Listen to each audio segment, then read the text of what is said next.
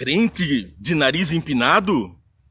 Será que é possível aquele que se diz cristão levantar o rosto, ficar de nariz empinado olhando o seu próximo? Vamos ver aqui o que diz Lucas no capítulo 14. Certo sábado, entrando Jesus para comer na casa de um fariseu importante, observando-no atentamente.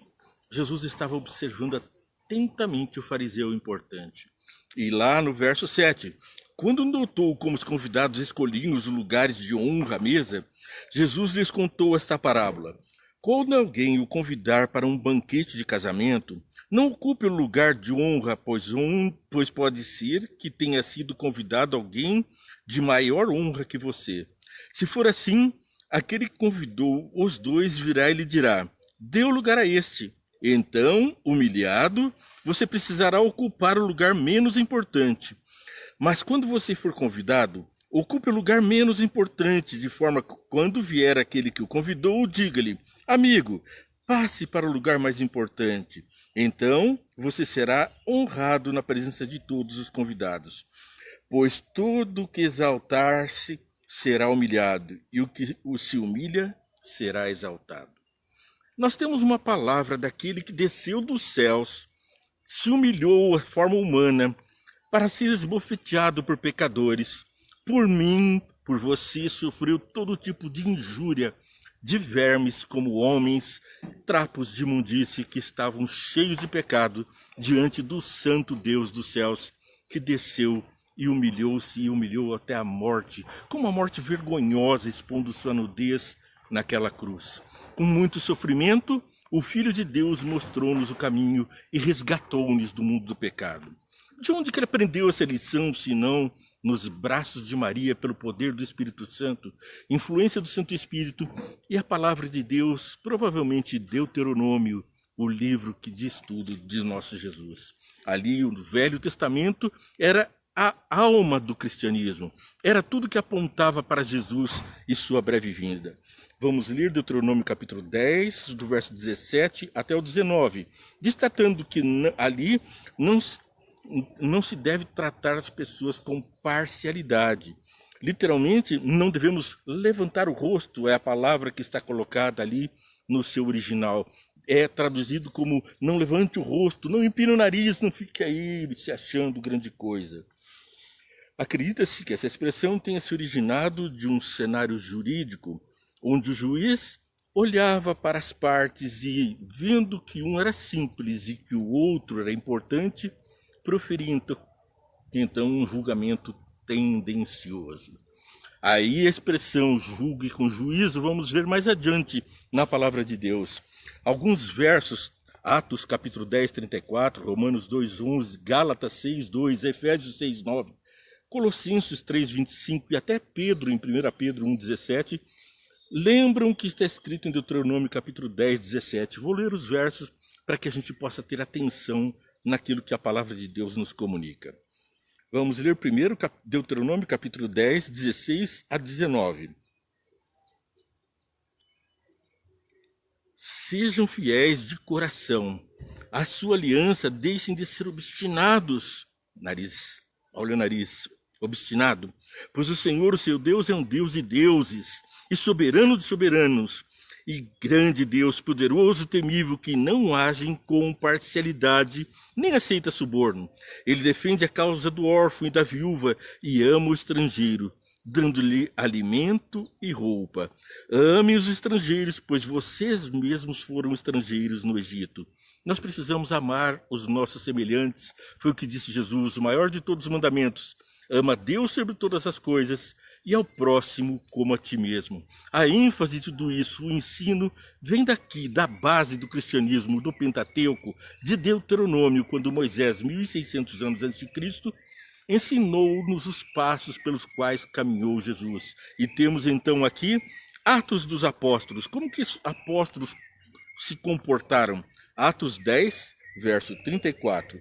Então Pedro começou a falar, agora percebo verdadeiramente que Deus não trata as pessoas com parcialidade, mas de todas as nações aceita todo aquele que teme a Deus e faz o que é justo. O que é justo?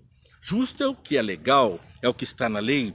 Portanto, Deus ama os que guardam os seus mandamentos. E disse mais Jesus: se me amardes, guardareis os meus mandamentos. E repito, o maior de todos os mandamentos: ama teu próximo como a ti mesmo, porque Jesus disse: é impossível amar a Deus a quem não se vê, se você não consegue amar ao próximo a quem está vendo.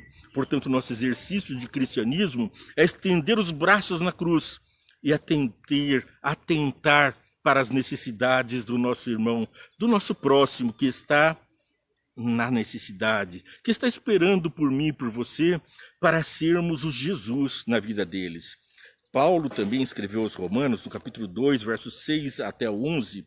Olha que maravilha traduzida aqui por Paulo, sempre ele trazendo uma mensagem importante.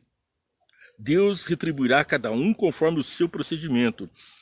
Ele dará a vida eterna aos que, persistindo em fazer o bem, buscam glória, honra e imortalidade. A glória, a honra e a imortalidade está, portanto, em fazer o bem nessa terra. Mas haverá ira e indignação para os que são egoístas, que rejeitam a verdade e seguem a injustiça. Haverá tribulação e angústia para todo ser humano que pratica o mal. Primeiro para o judeu. Para mim, para você que conhecemos a palavra de Deus, somos os judeus modernos. Depois, para o grego, aquele que não conhece a palavra de Deus, também terá justiça pela piedade ou pela impiedade que comete.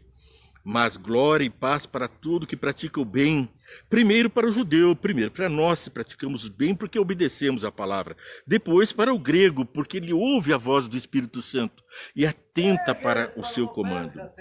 Todo aquele que pecar sem lei, nós estamos então conhecendo aqui a lei, a palavra, primeiro para o judeu, depois para o grego, pois em Deus não há parcialidade. Ele julga todos com juízo e justiça, sonda o coração do homem e conhece os seus caminhos. Por isso, devemos olhar, porque nós estamos diante de seres que foram feitos à imagem e semelhança do nosso Deus. Vamos honrar a aparência do nosso Deus, a fisionomia de Deus, quando honramos os nossos semelhantes. Gálatas 2, 4 a 8. É Paulo novamente nos dando uma bela mensagem. Em questão foi levantada porque alguns falsos irmãos infiltraram-se em nosso meio para espionar a liberdade que temos em Cristo Jesus e nos reduzir à escravidão. Como? Como nos reduzir à escravidão? Não nos submetemos a eles nem por um instante para que a verdade do Evangelho permanecesse em vocês. Então a verdade do Evangelho agora se revela no verso 6. Quanto aos que pareciam influentes, o que eram então não faz diferença para mim. Deus não julga pela aparência. Tais homens influentes não me acrescentaram nada. Ao contrário, reconheceram que a mim havia sido confiada a pregação do Evangelho aos incircuncisos, assim como a Pedro aos circuncisos. Pois Deus, que operou por meio de Pedro como apóstolo aos circuncisos, também operou por meio intermédio para com os gentios. Ora que Deus não faz distinção entre seus filhos, brancos, pretos, raça, sexo. Fomos feitos à imagem e semelhança de Deus. Homem e mulher fomos feitos à imagem e semelhança de Deus. Não podemos, portanto, ter ares de soberba, porque somos todos pecadores e carecemos da graça, da glória de Deus para revestir a nossa nudez do pecado. Colossenses 3, verso 25, é curtinho e é uma paulada só. Veja só. Quem cometer injustiça receberá de volta a injustiça e não haverá exceção para ninguém. A justiça de Deus, ela não põe o tapete por cima, ela não põe água fria por cima do fogo do inferno. Ao contrário, diz 1 Pedro, capítulo 1, verso 17. E com isso, vamos indo para a finalização do nosso programa de hoje. 1 Pedro 1, 17. Uma vez que vocês chamam Pai aquele que julga imparcialmente as obras de cada um, portem-se com temor durante a jornada terrena de vocês. Precisa dizer mais? Nós estamos diante do olhar do Pai de todos. Como podemos discriminar a um dos seus filhos Como você se sentiria vendo os seus filhos sendo discriminados por outras pessoas? Horas. Vamos lembrar o que disse aqui em Deuteronômio capítulo 10, verso 17, e saber que Deus não se agrada dos que discriminam. Deuteronômio 10, 17. Pois o Senhor, o seu Deus, é Deus dos deuses e soberano dos soberanos, o grande Deus, poderoso e temível, que não age com parcialidade, nem aceita suborno. Deus que é Deus, Ele nos ama, Ele deu a vida por nós, Ele nos resgata à sua imagem e semelhança e traduz para nós o Evangelho por nós, que as pessoas louvem a Deus ao vermos as boas obras que praticamos. E o olhar de Cristo para Pedro, quando Pedro estava ali negando Jesus 3 vezes, negou Jesus antes que o galo cantasse, e Jesus o olhou com perdão, com amor. O mesmo olhar de Jesus para o pecador é aquele olhar de um Deus que se fez homem, que se humilhou e que não achou nesse homem, Jesus, qualquer soberba, pois assim como tratou os grandes e poderosos, tratou também os pobres pecadores como eu, e acolhe a todos nós, a mim e a você. Por isso vamos orar. Senhor Deus, graças te damos pelo teu amor que cobre as nossas transgressões, segundo diz o apóstolo Paulo. Te damos graças porque não olhas para nós, vermes pecadores, antes nos olhas como almas a serem resgatadas, pessoas que precisam ser restauradas à tua imagem e semelhança. E agora te peço que todos nós que estamos diante de ti recebamos essa bênção especial de sermos feitos teus filhos, verdadeiros cristãos, imagem e semelhança tua aqui na terra, distinguidos por homens, por anjos e por demônios como teus filhos, como teus representantes na terra. Dá-nos o poder do Santo Espírito para abençoar outros. É o que peço em nome de Jesus. Amém. Se essa bênção te serve, ela é para você. Eu desejo do fundo do coração uma bênção especial para você e para aqueles a quem você ama e para aqueles a quem você precisa amar. Que Deus te abençoe e curta, Vê e Entende a palavra de Deus todos os dias no Vê e Entende para você curtir, compartilhar, seguir a programação. Clica lá no Google, Vê e Entende. Um dos nossos canais vai levar a programação até você. São 2.000 vídeos na página Vê e Entende para você levar adiante a palavra de Deus. Que Deus te fortaleça e te abençoe muito. E até amanhã com as bênçãos do Pai.